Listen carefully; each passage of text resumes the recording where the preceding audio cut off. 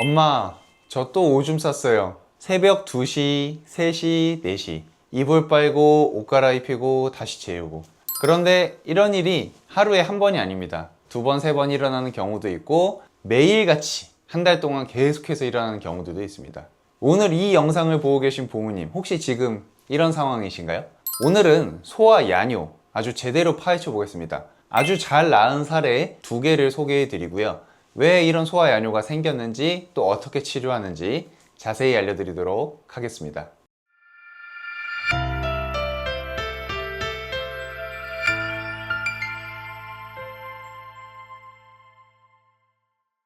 안녕하세요. 화명동 더드림아니언 대표원장 정재환입니다. 일단 제가 첫 번째 야뇨 치료 사례를 좀 소개해 드리도록 할게요. 초등학교 저학년 아이였습니다. 처음 내원하셨을 때는 어머님 표정이 많이 지쳐 있었어요. 매일 밤 야뇨가 있었거든요. 단 하루도 거르지 않고요. 소변 경보기도 채워보셨습니다. 그런데 경보기가 울려도 잠든 채로 소변을 보는 거예요. 어떨 때는 깨서 보기도 하고, 어떨 때는 소변 본 줄도 모르고 계속 자버리고. 부모님 입장에서는 어떠셨겠어요? 아이를 혼낼 수도 없고, 그렇다고 그냥 둘 수도 없고, 이불 빨래는 매일이고 수면은 매일 방해받고. 그런데 이 어머님이 정말 대단하셨던 게 힘든 티를 단 한 번도 안 내셨어요. 아이 앞에서 한숨 한 번 안 쉬시고 오직 아이 걱정만 하시면서 내원해 주셨거든요. 저도 정말 그런 마음에 감동받아가지고 이 아이를 꼭 낫게 해드리고 싶었습니다. 그래서 이제 제가 설명을 드리고 이제 한약 치료를 시작을 했고요. 한 달, 2달 지나면서 야뇨 횟수가 줄기 시작했어요. 매일 야뇨가 있었던 게 일주일에 2-3번으로 줄고, 그게 다시 한 달에 1-2번으로 줄었어요. 그리고 지금은 야뇨가 완전히 없어졌습니다. 최근에 어머님이랑 이제 경과도 체크할 겸 어떤지 해서 이제 카톡을 보내봤는데 정말 분위기가 달라졌어요. 처음 오셨을 때 그런 지친 분위기가 전혀 없고 정말 밝고 가벼운 말투로 정말 좋아졌다고 말씀을 해주셨습니다. 또 통화도 한번 했었는데 목소리가 정말 가벼우시더라고요. 그래서 저도 정말 기뻤습니다. 두 번째 사례입니다. 이제 가장 극심했던 케이스예요. 뇌 발달이 더딘 아이였습니다. 선천적으로 손해가 위축이 돼 있고 전반적으로 뇌 발달이 더딘 아이였어요. 그래서 이 아이는 매일매일 하루에 6번의 야뇨가 있었습니다. 하루에 6번입니다. 그 밤 시간 동안만. 이런 일이 매일 있었는데 부모님이 얼마나 힘드셨을지 솔직히 저는 상상도 잘 안 됩니다. 그런데 이 아이가 혈액순환을 개선하면서 야뇨 횟수가 확연하게 줄기 시작했어요. 그리고 결국 엄청나게 좋아졌습니다. 이 케이스가 왜 중요하냐면요, 뇌 발달이 더딘 아이에게 혈액순환 치료를 했더니 야뇨가 나아진 거잖아요. 이게 뭘 의미할까요? 이 야뇨는 단순히 방광의 문제가 아니라는 겁니다. 이 뇌와 직접적으로 연결이 되어 있다는 거예요. 왜냐면 이제 뇌 발달이 더디니까 야뇨가 심했고요. 근데 뇌 쪽으로 혈액순환을 개선하니까 야뇨가 좋아졌죠. 그러니까 결국 이 뇌와 연관이 있답니다. 그래서 지금부터 그 이유를 제대로 설명드리도록 하겠습니다. 야뇨증의 가장 근본적인 원인은 바로 이겁니다. 뇌의 시상하부 그리고 방광으로 가는 혈액순환이 부족한 것. 조금 어렵게 느껴질 수 있는데 쉽게 설명해 드릴게요. 우리 몸에는 항이뇨 호르몬이라는 게 있습니다. 항이뇨라는 말은 소변을 못 보게 막아준다는 뜻입니다. 쉽게 말하면 자는 동안 소변을 참을 수 있게 해주는 호르몬이에요. 이 호르몬이 잘 분비되어야 아이가 밤새 깊이 잘 수 있는 그런 환경이 만들어집니다. 그런데 이 항이뇨 호르몬은 어디서 만들어지냐면 바로 뇌 속에 있는 시상하부에서 만들어집니다. 그리고 이 호르몬이 만들어지고 나면 혈액을 타고 방광으로 이동을 해서 작동을 해요. 여기서 이제 혈액순환이 문제가 되는 겁니다.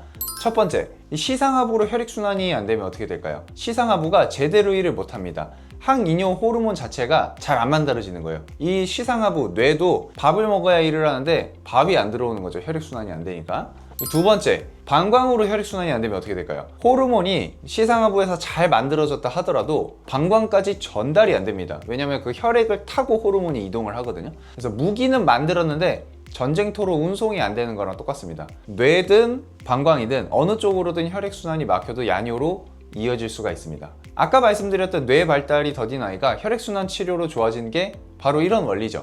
뇌로 가는 혈액순환이 개선되니까 시상하부의 기능이 살아나고 항이뇨 호르몬이 제대로 만들어지기 시작한 거죠.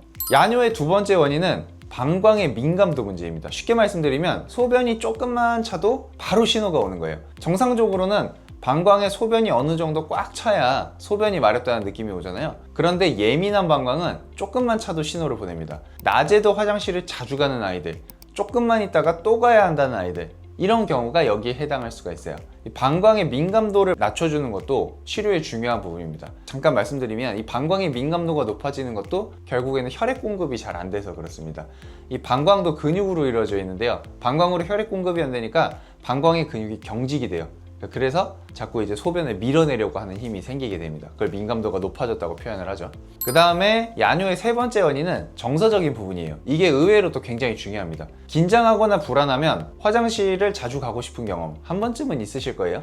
중요한 시험을 앞두고 면접을 앞두고 소변이 자꾸 마렵다는 느낌. 애들도 똑같습니다. 제가 야뇨, 빈뇨로 고생하는 아이들을 많이 봤는데요. 저희 아이도 잠깐 그런 적이 있고요. 공통적인 특징이 있어요. 이 자신감이 조금 부족할 수가 있다는 겁니다. 집에서는 막 활기찬데 밖에 나가면은 조금 자신감이 죽는다든지, 또 새로운 환경에 가는 거, 학교에 새로 가는 거, 학원에 새로 적응하는 거, 이런 거 조금 겁내고 걱정하는 아이들이 있어요. 실제로 아까 소개해드렸던 한약으로 야뇨가 나은 아이 첫 번째 사례, 그 아이가 치료받으면서 이 야뇨만 나은 게 아니에요. 어머님이 이런 말씀을 하셨어요. 야뇨도 좋아졌는데 애가 자신감이 부쩍 늘었어요.